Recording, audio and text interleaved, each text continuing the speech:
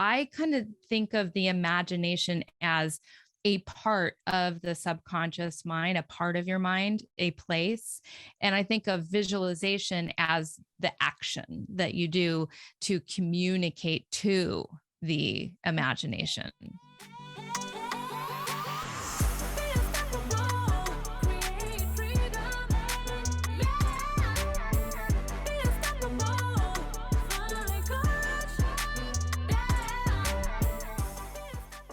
Well, hello, and welcome to another episode of the Unstoppable Woman podcast. I am super excited that you are here today listening to this conversation with someone I'm super excited to dive in with. Her name is Victoria Gallagher, and she is a world-renowned hypnosis expert, hypnotist, and I love talking about the unconscious and the subconscious mind. And so this is going to be a really juicy conversation. And I can't wait to dig in and welcome, Victoria. Well, thank you. Thank you so much for having me on your show. I'm really honored and pleased to be here and to really share this enlightening topic with your audience. So thank you so much for having me. You're so welcome. So I have 1,001 questions about hypnosis. So get ready. We're going to go deep here. Well, I have 1,002 answers. So okay. But before I start just diving in, can you set the stage for both me and our audience in terms of how you came to hypnosis? What was your draw to it? What's your history with it, so we understand what you bring to the table and who you are? Absolutely. Well, I had my first taste of hypnosis when I was about 18, and my mom gave me this book called Total Self-Confidence by Dr. Robert Anthony. And I just gobbled that up. I was just turned on at that point to the whole world of self-help. And I went through that, and they talked a lot in that book. It really opened me up to learning about self-hypnosis, learning about law of attraction, learning about goal setting and achieving things. And I was just in. And then I wasn't. Kind of took a little break, little hiatus from that whole thing after I got involved in this rock band and started pursuing that. And then that led to ultimately becoming a stockbroker, which led me to having all of these kind of anxiety attacks, and that all led to personal development again. So it all sort of came full circle about 10 years later when I found myself seated in a personal development seminar. And we were doing a lot of these closed eye techniques where we would visualize things, and we would talk about the power of the mind. We would talk about to think is to create. And it was just the most profound, prolific, powerful experience. And it was then that I decided that, I want to help other people to feel this way. And so I started kind of doing a search, and I came across a hypnotherapy training course that just happened to be a couple blocks down the street from where I lived in Las Vegas at the time. And it was a couple weeks away. And I said, you know what?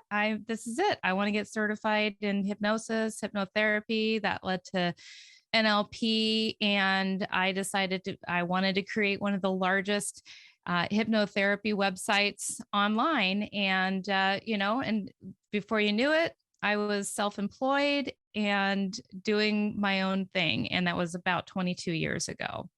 I freaking love it. What a great story. So you really have this very diverse background in terms of like music and the numbers of stock trading. I think there's probably a little risk taker in there from the stock side, and then the personal development side. And have you found that sort of variety of talents or character traits, if you will, has led you to be more adept at the hypnosis? I would definitely say they all, even though they seem to be unrelated, they all really are connected to each other. The music I wanted to be a singer. I grew up wanting to be a singer pretty much my whole life, like from the time I was in first grade. And the teacher said, "Oh, you have such a beautiful voice." And so I decided that I wanted to be a singer. And of course, that led me to creating my rock band, and then ended up actually marrying the person in my rock band. It was my first marriage. And but when I became a hypnotherapist, it was interesting because the person who and I decided I wanted to make these recordings. The person who helped me to make the recordings was my boyfriend at the time, who owned a recording studio. I went to his studio actually originally just to make some karaoke songs. And so that was how I met my second boyfriend, which was really interesting because I've met my three loves of my life through pursuing singing. So it was interesting though. So I met him by pursuing singing, but then when I decided that I wanted to, create all these recordings, that's where I went to record all of these things. So I really think in so many ways, I mean, it's like, yeah, maybe not a rock singer on a rock band, but I rock people's world with my voice and with my writings, my script writings. And so in a way, it's very similar. I see.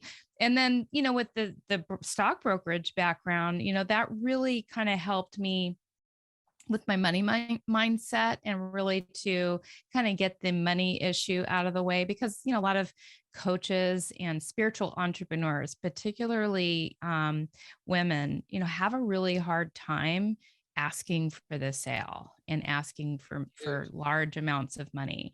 And that was kind of something, I mean, I would ask people for $100,000 to invest in themselves, to invest in their financial future. And I see no difference between investing in your financial future. I mean, people invest in their financial future. They also need to invest in their mind and their body, and in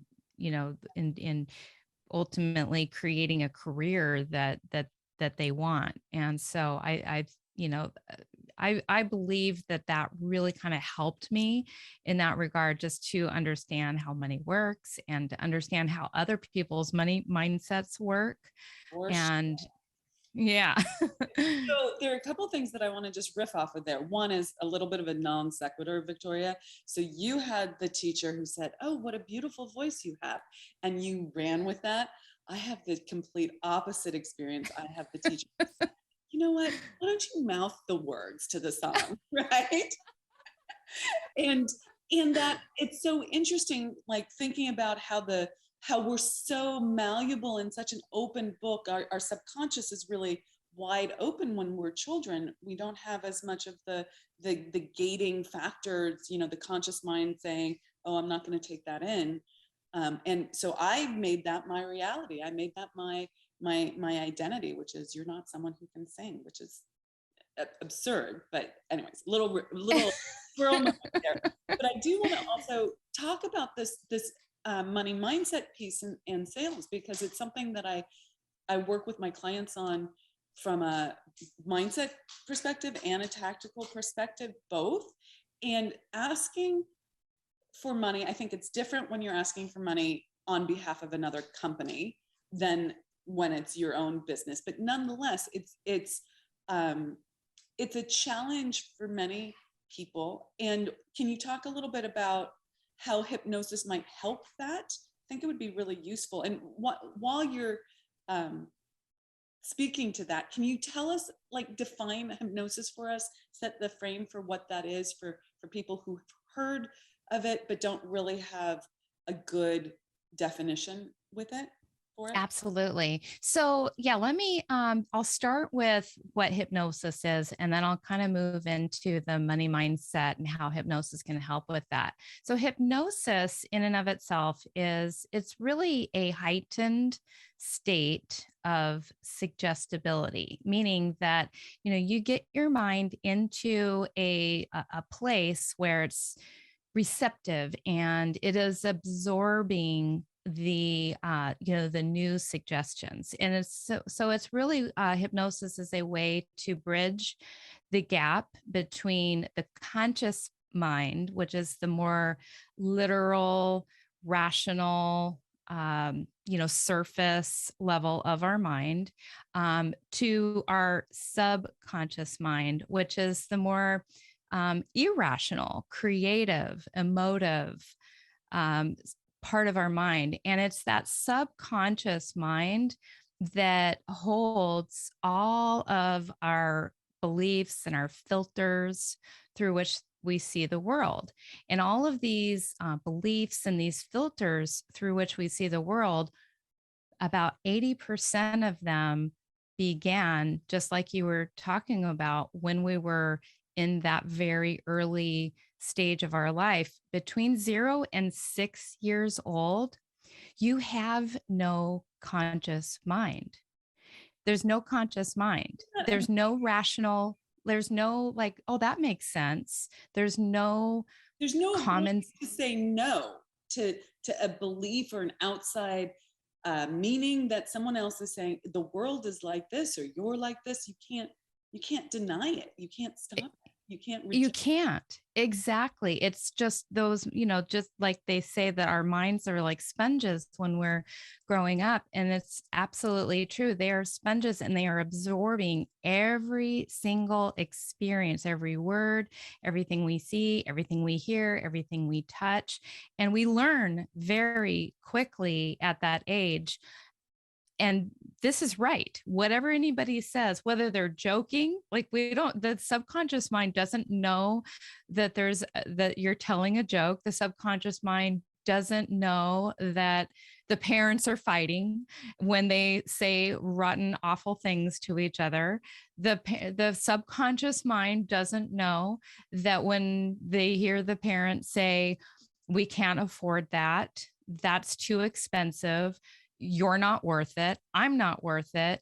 Whatever it is, whatever the conversations were about money, we're almost out of money, the child support, whatever, all of those things, they just go straight into the subconscious mind. They hear those conversations and that becomes the vast majority of our programming. Like the next 15% of it, like 95% of our programs are in place by the time we are 18 years old. So the way that we're operating and the way that we're thinking is through the filters of mostly a 6-year-old, but also up to about 18 years old. There's very little left that is actually created. And most of that is created by our highly emotionally charged experiences. Yeah. So, if you were in a really bad relationship and you heard people in your relationship say nasty things to you when you're in the middle of a knockdown, drag out fight. So let's talk about that. So one thing that you said that it just triggered something that I had not thought about until now was, at under 6, young, you're like a fishbowl, you're like a sponge, you're just taking it all in. And your subconscious mind, the new thought that I just had right now is that your subconscious mind doesn't know that this is just temporary, right? That exactly. It doesn't have temporal understanding that this situation, this in the case that we're talking about right now, this money situation, this is temporal. This is not who I am or how the world is. It's not, it becomes fixed rather than malleable or something that can evolve or change, which is, I think, very fascinating.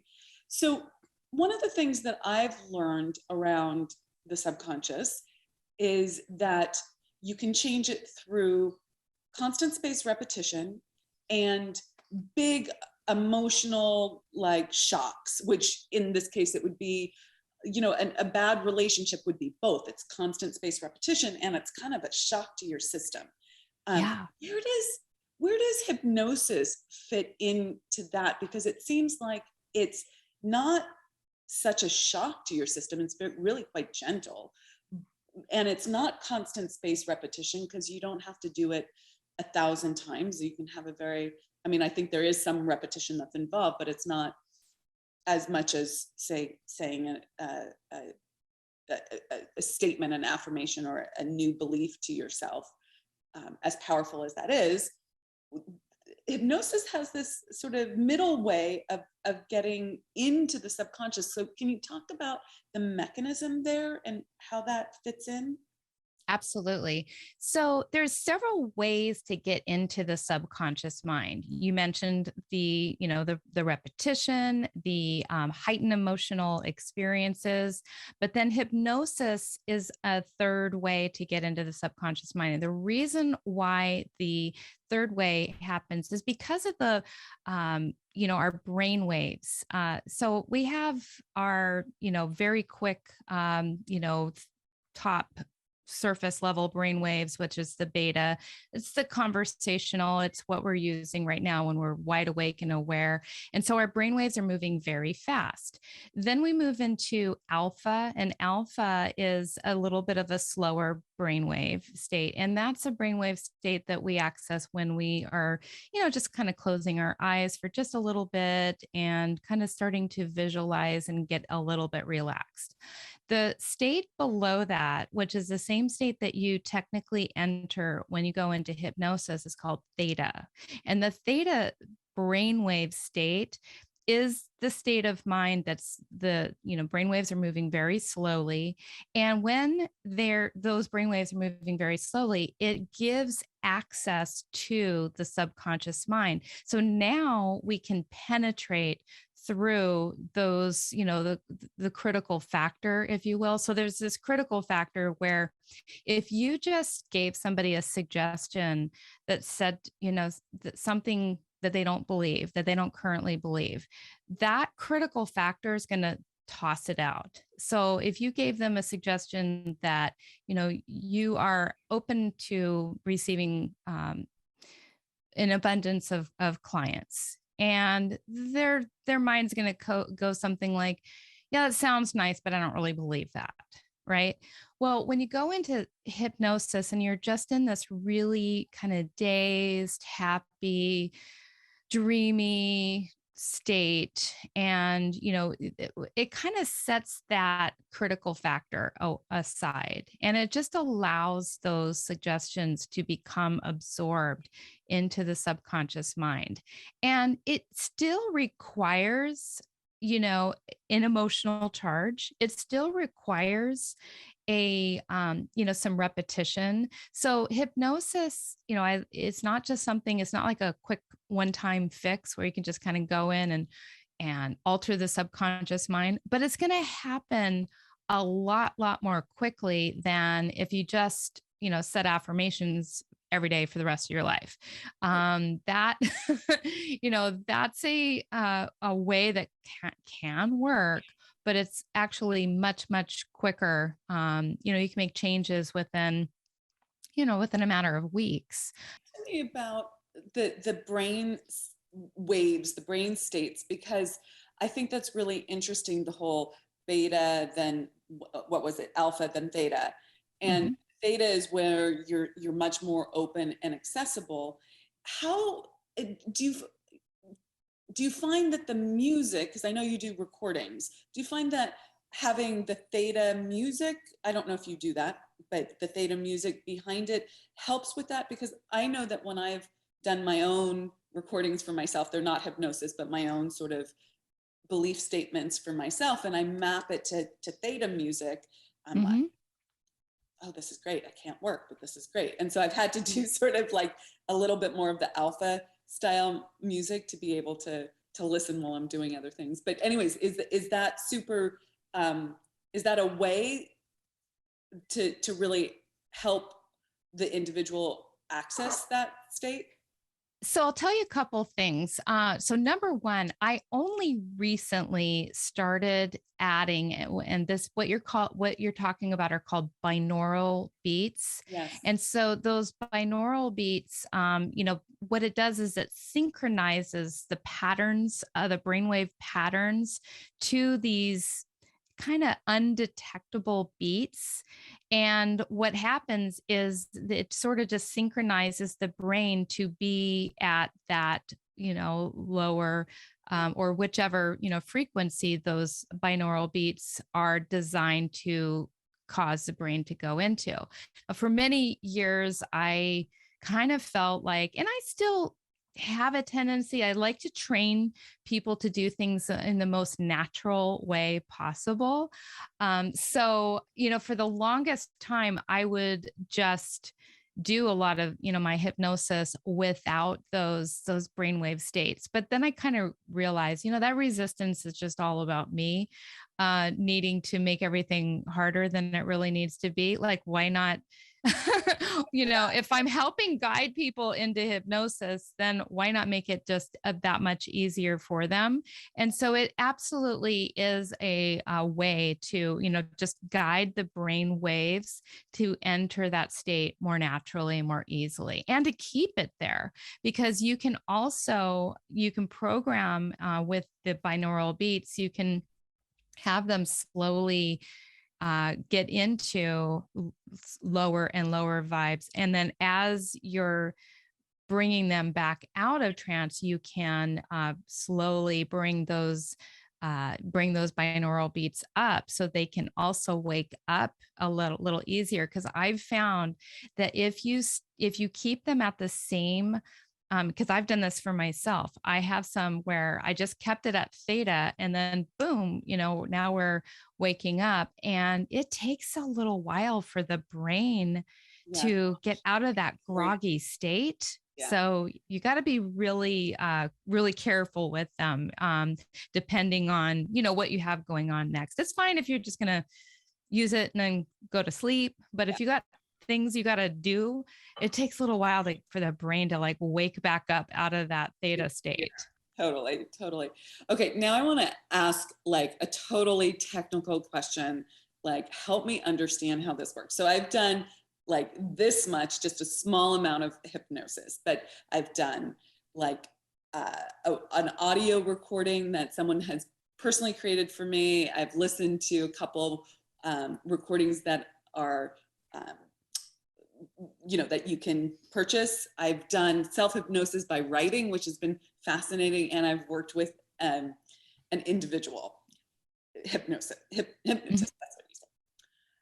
And it's like freaking magic, that like moment where you go from I'm conscious to I'm in this like, and like, you're like, okay, I'm conscious. And yet I can't pull my hands apart. I can't open my eyes. And it's very subtle, that the mechanism, like you're not even aware of what it is that is allowing you to move from one state to the other. So what is that? Like, are you able to talk about that without demystifying it so much that it won't work for people? So that's a really, really interesting question. It really is all just about the subconscious mind, responding to those suggestions. I think what you're talking about is like when you can't pull your hands apart, this is something that hypnotists do to check, to make sure that you are deep enough. And so there's different checkpoints. They have, a scale of various different depths that you go into when you're in hypnosis. And this was developed many, many years ago by some pioneers in the hypnosis field that the names are not going to instantly come to me right now. As Dale, is one of the pioneers. They all came up though with these depth testing measures that just these things are naturally occurring phenomenon that happen when you reach a certain level of hypnosis. So for example, when you get to the first state, you experience what's called eye catalepsy. And so where you get to a certain state that if you are buying into the suggestions and you are using your imagination well enough, and most of this is how well can you use your imagination. I mean, part of it is like, there's a difference between being where you can't open your eyes because you're imagining yourself so well that you can't open your eyes, and then trying to open your eyes and finding that they stay shut. But if a fire truck was coming to your house and your house was on fire, would you be able to open your eyes and come out of trance immediately? Yes. That, you can always, you can always break that state if there was some sort of an emergency, because we have in us like in a natural emergency response mode that just comes out of those states easily. But for all intents and purposes, there's these different levels that just are natural. And that's the only way to really explain it, is they're naturally occurring hypnotic phenomenon. And so as you continue to relax deeper and deeper, you're going to be able to, experience the arm catalepsy, all the way down to what they call negative and positive hallucinations. So negative hallucinations is where the hypnotist will actually ask you to open your eyes and imagine that something has disappeared from the room. That chair is no longer there, or they'll, you can, and then you can even do positive hallucinations, which is another level. And on that level, you'll imagine that there is something there, and they'll be able to describe it in perfect detail, every little, the colors and how big it is. And they'll be able to actually see something is actually there that's not really there. And it's a hallucination. So it's really fascinating. These are just, again, there's no other real explanation that I have for it at this time, other than it's just these hypnotic phenomena that are only possible when you reach a certain depth of hypnosis. And so I find this fascinating because it's kind of like when you're asleep in a dream and you can't move your arms and legs, and you're trying to wake up and you can't, and it's like, what's going on there? It's a fascinating experience. It's a very similar experience to that. I mean, that's pretty much exactly it. And some people do experience that sleep catalepsy, which is it's slightly different from hypnosis, but it's the same experience. It's the same experience of where, like, whoa, I can't I can't move. So and a hypnotist is able to take you into that state very quickly. And what's that mechanism? Like, I know that this is, there's a whole study and training that goes into this. So I'm not expecting that to be communicated in a few minutes, but like, it seems like that feels like magic that happens. Like, you're conscious and then you're in a trance, and it seems like it's someone's just talking, and there's this weird thing that your brain hooks into. So it's really the power of suggestion, and that's really the best way that you can explain it. That mechanism is just, it's the power of suggestion. Your subconscious mind just takes that suggestion, and it doesn't know the difference between what's real and imagined. And it's not literal. And I mean, I'm sorry, the other way around. It is literal. It's very literal. And so it takes whatever you tell it as the truth in that moment, and it just makes it happen. Hey, Amira here with a quick announcement for you. We are super excited to be offering our community a new training. It's a 60-minute deep dive into the 5 critical components required to make a quantum leap and master money and master scale. So in this training, we are going to be covering how to raise your internal set point for success and for income generation, both for yourself and your business, and how to increase your focus and accountability on a daily basis so you keep your word and you don't end up disappointing yourself not doing what you said you were going to do. This is one of the key components to moving the needle in your business and creating more income and revenue. Okay. And then we're going to be talking about how to fast track your innate ability to think like a successful entrepreneur. So that plus several other things, we are going to be deep diving for 60 minutes, and I cannot wait for you to join me. So please register for this special training at theunstoppablewoman.com/money, and I'll see you there. So when people say that they can't be hypnotized or, they're challenged, no one's ever been able to hypnotize me or any of that. What is that about? Is that ego? Is that the wrong hypnotist? Is that a lack of desire to be hypnotized? Where does that come in? Because if it's the power of suggestion, are they just resisting the suggestion? And then this is a long-winded question, but is that then like, I teach something along the lines of, you have to really want it. Like how badly do you want your income breakthrough? How badly do you want to quantum leap your income? Because you can say consciously that you want to, double your income, quadruple your income, 10 times your income. But if emotionally underneath, the fear of achieving that is bigger than the desire to have it, to create it, to be it, you don't want it badly enough and you'll resist everything. So in that framework, can you answer the question of like, when people say, I can't be hypnotized, what that means? Yes, absolutely. So in what you just brought up there, you mentioned many key words that I would say have to do with why a person can't be hypnotized. Number one, it's the vocabulary in and of itself. I can't be hypnotized, which is your voice. You're constantly hypnotizing yourself. So there's that. There's the lack of understanding. Let's pause right there, because I think that's such an important point, and I want to just underscore it for my listeners here. The language that you use to speak to yourself and about the rest of the world and about others is self-hypnosis. Okay. It absolutely is. You are hypnotizing yourself again and again and again and again.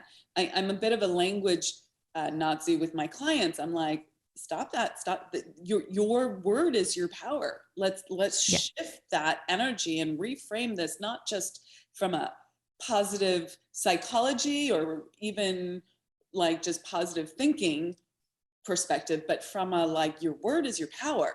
And what are you actually saying to yourself? Because it is this kind of self-hypnosis. Okay. Absolutely. And I also want to break up a possible potential contradiction in what I'm saying, because, on the one hand, we're saying that, well, you need hypnosis in order for the self-hypnosis suggestions to work. But then at the same time, we're also saying that our word is our power, and every word that we are saying to ourselves goes into our subconscious mind. Okay. So the difference is those things that you're saying to yourself that like, I can't be hypnotized, that's really just reinforcing an existing filter, an existing belief that a person already has. So those suggestions are going to just continue to reinforce the suggestions that are already there. Those when a person habitual pattern, they're the well-worn path through the forest that's already there. It's already there. Exactly. And so you're able to say, yep, I agree with that.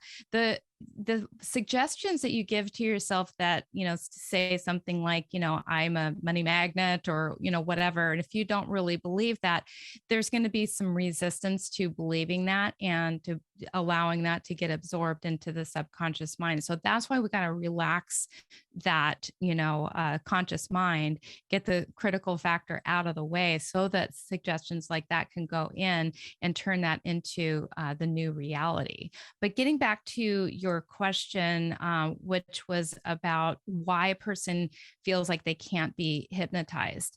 And, part of it, I mean, it's like all of the above, all the things that you said. Number one, it can be the confidence level of the hypnotist.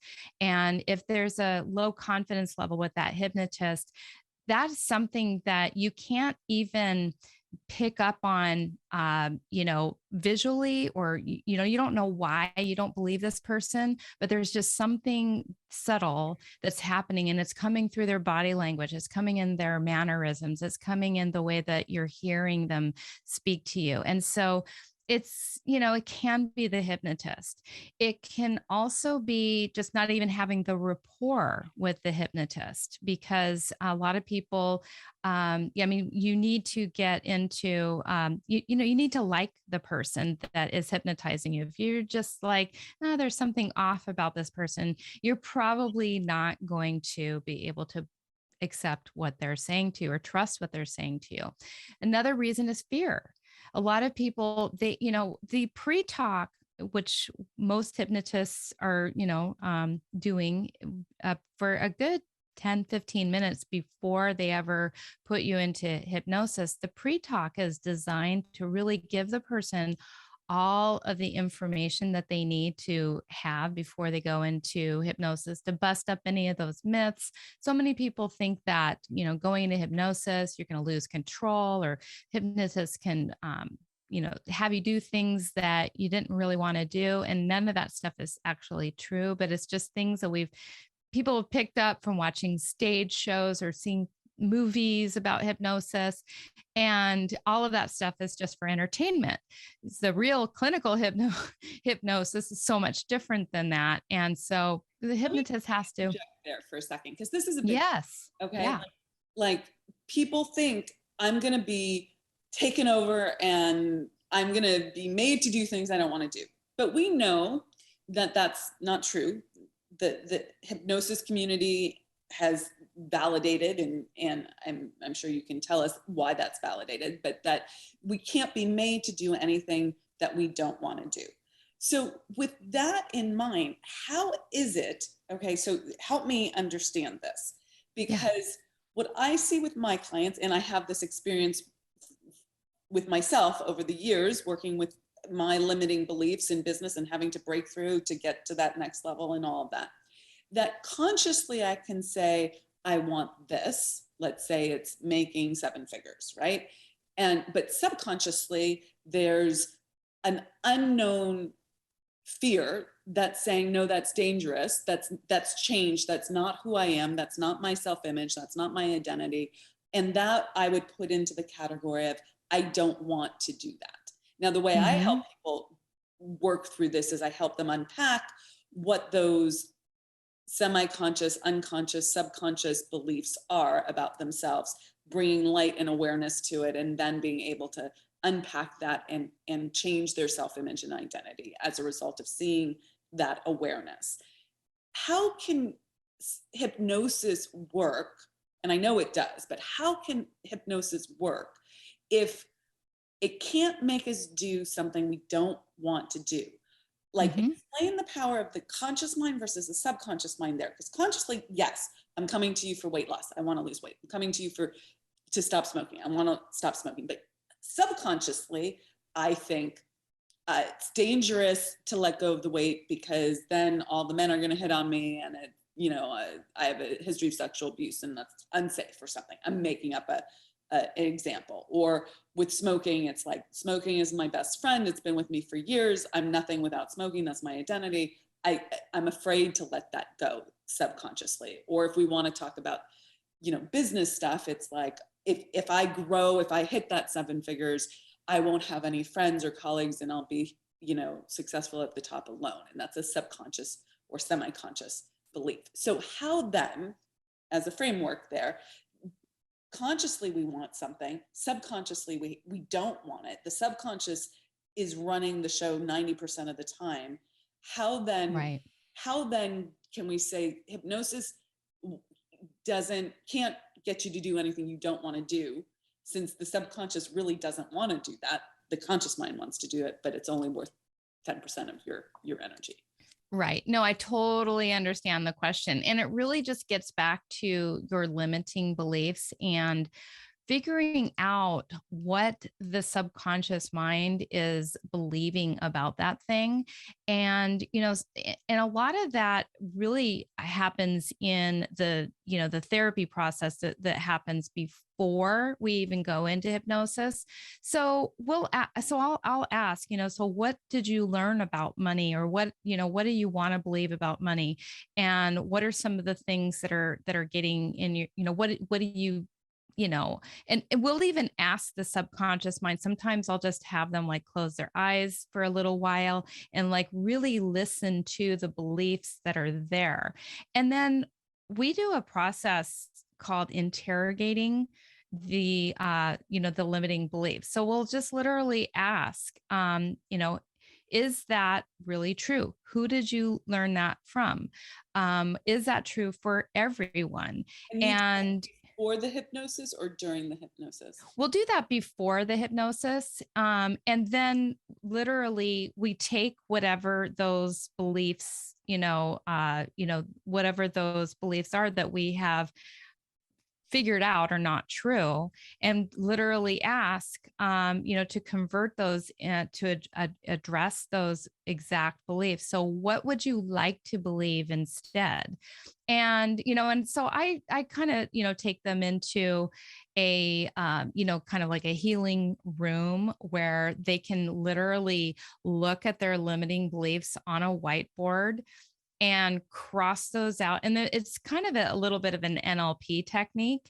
And, we play with some colors and we make them, bigger and take out the colors and make them smaller and ultimately create these new beliefs, and then actually having them move into and using a lot of visualization. I think visualization is another really, really strong way to change the beliefs in the subconscious mind. To me, yeah, to me personally, go ahead. Because I'm big into visualization, and I believe in the power of imagination to bring us all the ideas and solutions that we could possibly desire. And I just had someone talk to me about the difference between visualization and imagination, and I hadn't really articulated it as separate or different things. Do you see them as separate or different things? It's so interesting that you mentioned that, because I actually do talk about the differences between those in my book.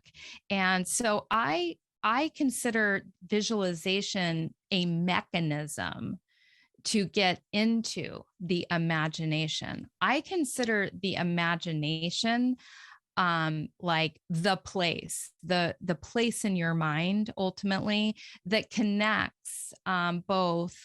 It's like a two-way communication system. So it's where your visualizations kind of go to cook into the thing that you want to manifest. But it's also, the imagination is also the storehouse where you receive insights and ideas and intuition. It comes into. So I kind of think of the imagination as a part of the subconscious mind, a part of your mind, a place.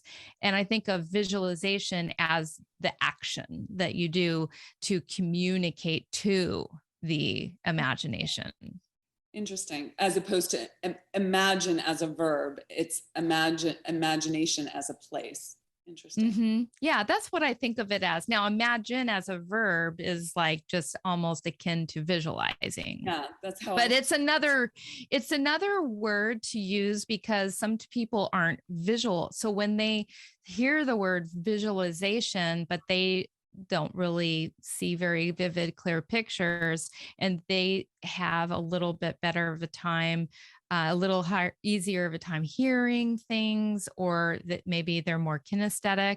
So there's auditory people, visual people, and kinesthetic people.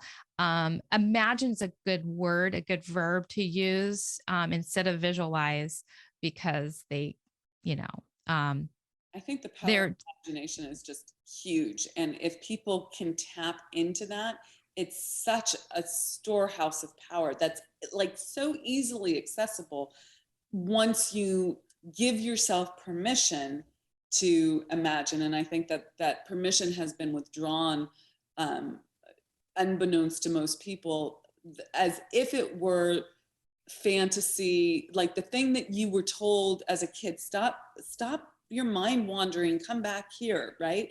And we were reprimanded, focus, focus, focus. And yet, and I love to focus. Focus is great. You need to be able to focus if you want to build your business.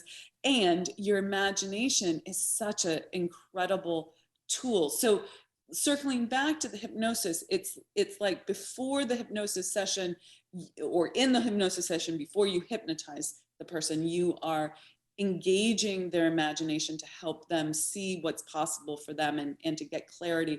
And that helps them have buy-in, so that their subconscious is a yes, and you're not fighting or in resistance to it. Yeah. And I use a lot of the going into the imagination too in their hypnosis session as well. I like to engage all parts. So I talk with words to the subconscious mind. I have them evoke their imagination and visualize their desires, and visualize themselves as a new person, and moving into the near future where these things are already. And then I also engage the emotion, because I think the emotion is also a huge key. And that's one of the reasons why, so many people, especially, you'll see all these sleep videos and things like that on YouTube, where, it's like, oh, just sleep yourself to success, and sleep your way to success with, these meditations and affirmations and subliminals and all of that. And personally, I just think that that's just not where it's at. Because, let me ask you a question on that, because this is one of my big questions for you, because you do both. You do the one-on-one hypnotist, personal hypnotism sessions. I don't know how to say that, obviously, and the recordings. So what would you say the difference is between both how it works and the results from doing a one-on-one session with a hypnotist versus doing a well-crafted recording, but that's crafted for a one-to-many rather than a personalized, individualized session? Yeah. So let me answer that. Let me just finish up that, about the sleep. So, hypnosis is not sleep. So it's so important to understand that you really need to be able to engage the emotions, the visualizations, and you're not doing that when you're listening to something while you're asleep, or listening to subliminals and things like that.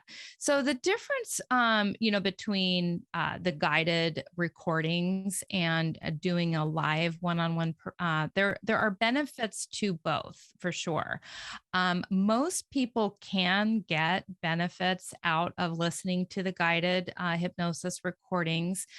And, those are going to require, much repetition. They're not, developed specifically for you. So there's going to be some suggestions in there that, may not be exactly your ideal set of words or visions. And so that's the downfall in using that. But they're inexpensive. You can, use them as many times as you want.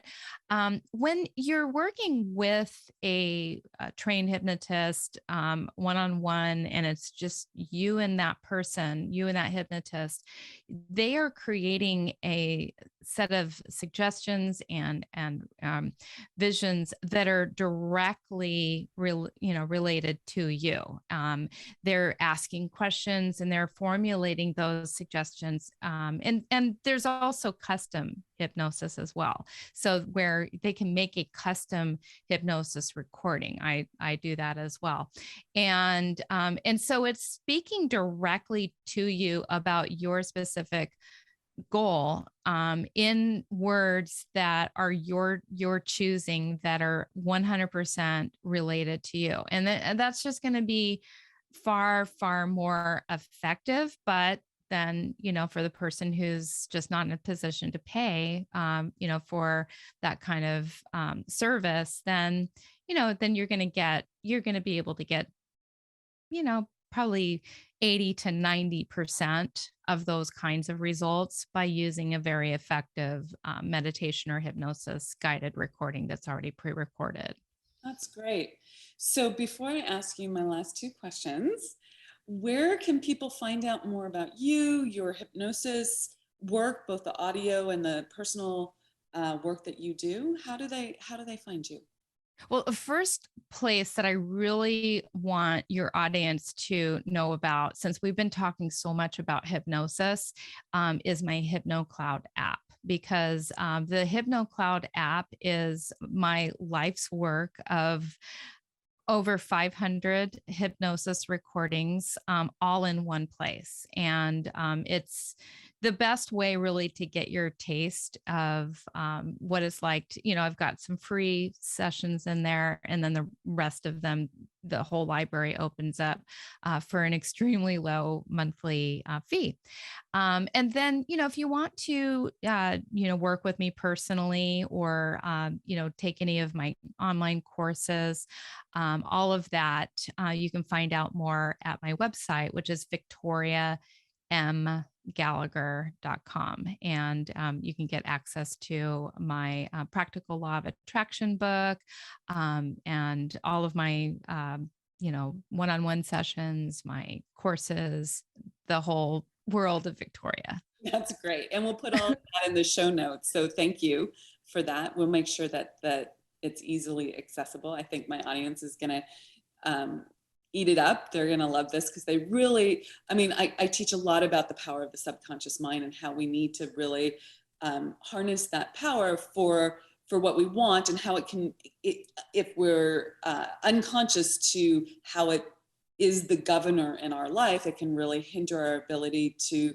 not only create the life that we want, relationships, health, all of that, but financially, it's going to keep you from doing the things in your business that you have to do because you want something more. And we talked about sales earlier, but there are 1,001 things that you need to do to grow your business. And if you have a visibility issue, or you're scared of, fear of success, fear of failure, right? There's fear of rejection, all of these things.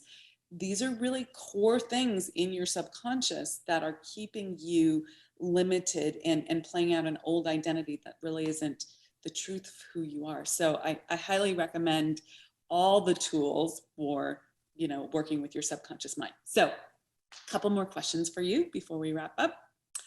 Okay. What do you love about being a woman in business for yourself? I would just say I just love being in business for myself, because it gives me the freedom. For example, yesterday, I live in Arizona, and I've got this beautiful hiking all around me, and it's such a beautiful, beautiful day. I had all the windows up as high as they could go, but that wasn't enough. I'm like, you know what? I just want to go out and go for a hike. And it was like 12:30 in the afternoon.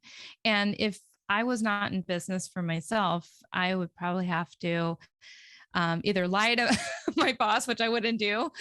I would just have to wait it out. I just wouldn't be able to have that kind of freedom. So I just love the freedom that it gives me to do whatever I want, whenever I want, and have, unlimited control over my success and help as many people as I want in an unlimited way. Yeah, love it. Love it. Freedom is a big one. So important. So, and what makes you unstoppable? Do you consider yourself an unstoppable woman?